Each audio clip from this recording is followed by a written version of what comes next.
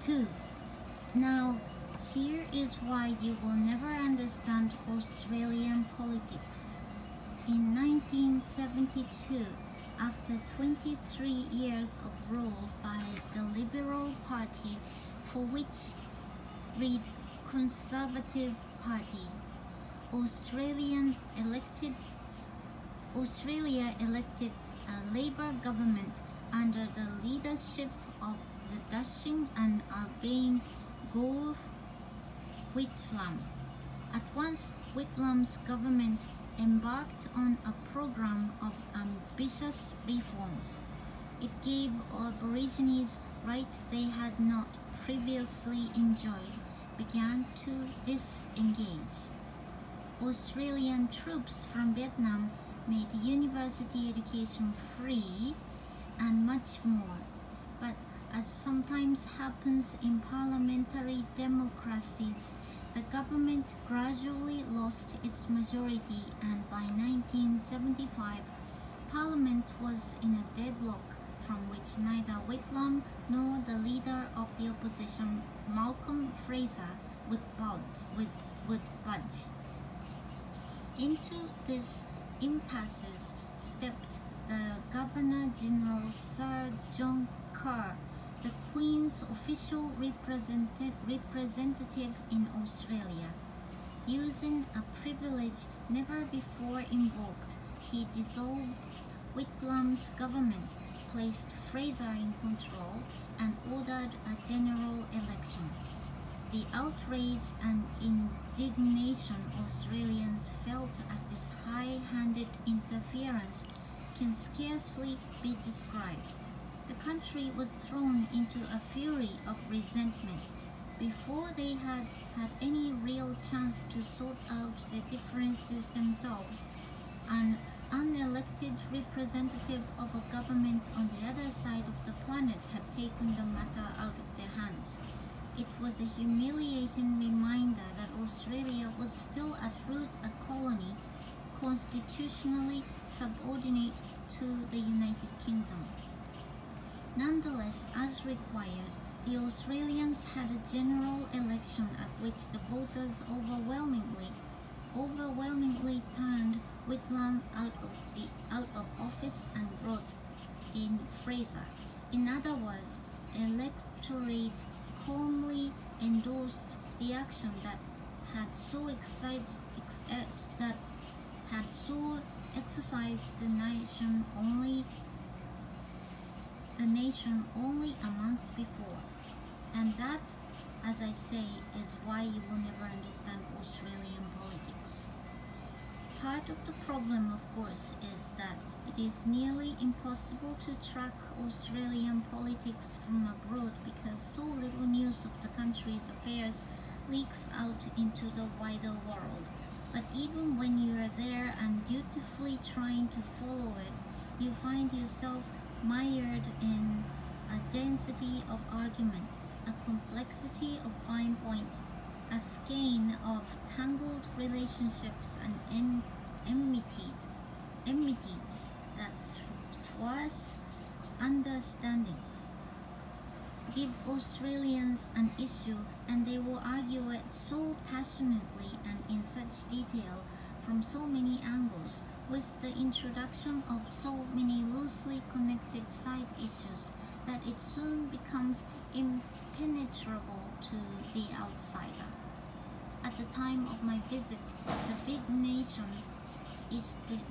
national issue was whether Australia was to become a republic, whether it was going to snip its last colonial ties to Britain and take the steps necessary to ensure that no future John Kerr ever similarly humbled the nation again. It seemed to me no issue. Surely any nation would want to have control of its own destiny. You would expect, at the very least, that the decision would be a straightforward one. Yet for 2 years, to my certain knowledge, Australians had been trying themselves up in knots over every possible objection to such a change. Who will be the new president under such a system, and how can we guarantee that he never does anything he shouldn't do? What becomes of all those names like Royal Australian Air Force and Royal Flying Doctor Service if we are not actually royal any longer? What words shall we put in the new preamble to the Constitution? Shall we refer to the Australian quality of mateship as John Howard would like, or shall we recognize that that is a fundamentally vacuous and embarrassing concept? Oh dear, this is awfully complicated. Maybe it would be better if we just left things as they are and hope the British are good to us. I don't mean to suggest that these are not important issues, of course, but it is an exhausting process to witness, and you do rather come away with two interlinked impressions: that Australians love to argue for argument's sake, and that basically they would rather just leave everything as it is. On the other hand, and what makes up for a lot, is that Australians have the best and most entertaining parliamentary debates anywhere. Our own television news coverage would be vastly enlivened if it provided a nightly report from Australia's parliamentary chambers. You wouldn't have to explain what it is all about. It was all about. It generally surpasses understanding anyway, but just allow the audience to savor the rich thrust and parry of Australian insult. In his book Among the Barbarians, the Australian writer Paul Sheehan records an exchange in Parliament between a man named Wilson Tuckey and then Prime Minister Paul Keating, of which the following is a small part. Tuckey: you are an idiot. You are just a hopeless gnome. Keating: shut up. Sit down and shut up, you pig. Why do you not shut up, you clown? This man has a criminal intellect. This clown continues to interject in perpetuity. This was actually a fairly tame exchange for the linguistically versatile Mr. Keating.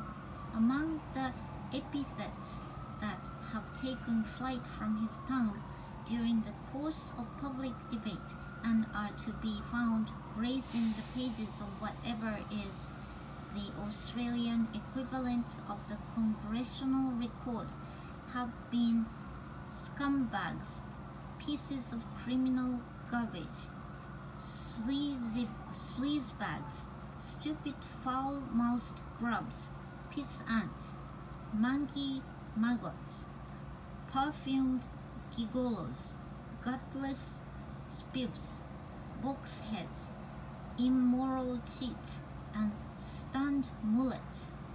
And that was just to describe his mother. I'm joking, of course. Not all parliamentary invective is quite so ripe, but it is nearly all pretty good. I had watched this sort of thing with the greatest of pleasure during my various Australian visits, so you can imagine the eagerness with which I parked my car in a visitor's area on Parliament Hill the next morning and proceeded across the manicured lawns for a quick look around before moving on to Adelaide. Parliament House is a new building which replaced an older, more modest Parliament House in 1988. It is a rather arrestingly horrible structure, crowned with a ridiculous erection that looks like nothing so much as a very large Christmas tree stand. On the way in, I stopped beside a large ornamental pool to have a look at the rooftop erection. largest aluminum structure in the southern hemisphere, declared with evident pride a man with a camera around his neck who saw me studying it. And are there many other aluminum structures competing for the honor? I asked before I could stop myself. The man looked flustered. Why, I don't know, he said, but if there are, they are smaller. I hadn't meant to offend. Well, it's certainly very striking, I offered. Yes, he agreed. I think that's the word for it, striking. How much aluminum is in it? I asked. Oh, I have no idea, but a great deal, you can be sure of that. Enough to rub a lot of sandwiches, I suggested briefly. He looked at me as if I were dangerously stupid. I don't know about that, he said, and after a moment's befuddled hesitation took his leave. As it was a Sunday morning, I hadn't expected Parliament House to be open to visitors, but it was. I had to submit a security inspection and had a small pocket knife taken away from me, and 20 minutes later was sawing away on a scone in the cafeteria with something far more lethal. The whole of Parliament House is rather like that, superficially grave and security conscious, in keeping with the trappings of an important nation, but at the same time really quite relaxed, as if they know that no international terrorists are going to come storming over the parapets, and that visitors are mostly just people like me who want to see where it all happens and then have a nice cup of tea and a bread product in the cafeteria afterwards. Inside, it was much handsomer than the bland exterior had suggested, with a lot of native woods covering the floors and the walls. Best of all, you weren't herded around in a group but left to explore on your own. I have never been in our own Capitol building, but I dare say they don't just leave you to wander as whimsy takes you. I felt here as if I could go anywhere, that if I had known which was the right door, I could have slipped into the Prime Minister's office and scribbled a note on his blotter, or perhaps left my salmon cartoon to brighten his day. A couple of times I furtively tried door handles. They were always locked, but no alarm went off and no security people crashed through the windows to smother me with nets and take me away for interrogation. In the areas where security people were posted, they were always friendly and happy to answer any questions. I was very impressed.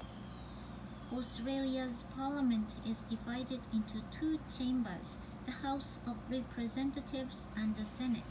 Interestingly, in a very low-grade sort of way that they use the British term for the institution and the American terms for the chambers. And both of these were open for inspection from the visitors' galleries. Both were quite small, but handsomer than I had expected. On television, the green of the House of Representatives has a decidedly bilious look, as if the members are debating inside someone's pancreas, but in person it was much more tasteful and restrained.